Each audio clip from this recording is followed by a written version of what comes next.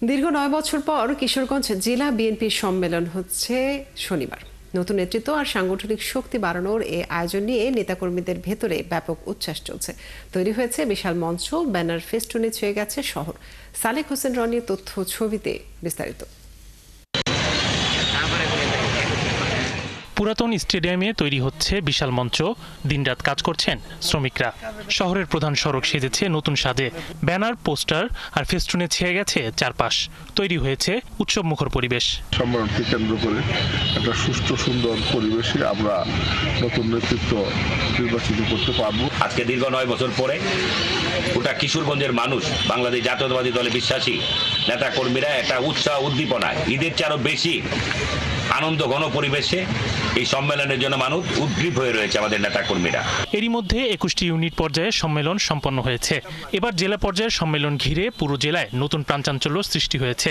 সম্মেলনের সভাপতি পদে ২ জন এবং সাধারণ সম্পাদক পদে ৪ জন প্রতিদ্বন্দ্বিতা করছেন। আমার বিশ্বাস এই সম্মেলনে ৫০,০০০ নেতা কর্মী সমাগম ঘটবে এবং দেশটার তারেক রহমান গণতান্ত্রিক প্রক্রিয়ায় এখন সকল কমিটি গঠন করছেন।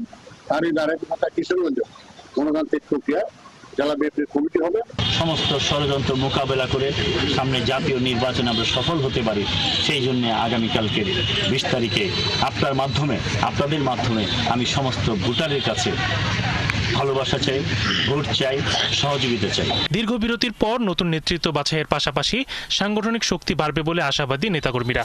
আগামী যে সম্মেলন ২০ তারিখে, সেই সম্মেলনে আমি আশা করি তৃণমূলের নেতাকর্মীরা দলের স্বার্থে, কিশোরগঞ্জ জেলা বিএনপির উত্তরোত্তর উন্নতির স্বার্থে ভবিষ্যতে আরো সুন্দর, সার্থক, সফল এবং শক্তিশালী একটি সংগঠন কিভাবে গঠিত হবে, সেই লক্ষ্যে যাদেরকে মনে করে যাদেরকে দিয়ে দল সুসংগঠিত হবে, আমি মনে করি তারা সঠিক সেবাকে দেবে। বহুল প্রত্যাশিত কিশোরগঞ্জ জেলা বিএনপির সম্মেলনে প্রধান অতিথি হিসেবে ভার্চুয়ালি উপস্থিত থাকবেন বিএনপির ভারপ্রাপ্ত চেয়ারম্যান তারেক রহমান এবং উদ্বোধক হিসেবে থাকবেন বিএনপির মহাসচিব মির্জা ফখরুল ইসলাম আলমগীর। কিশোরগঞ্জ জেলা বিএনপির সবশেষ সম্মেলন হয়েছিল ২২ নভেম্বর ২০১৬ সালে। শরীফ আজাদ প্রীতম, ৭১।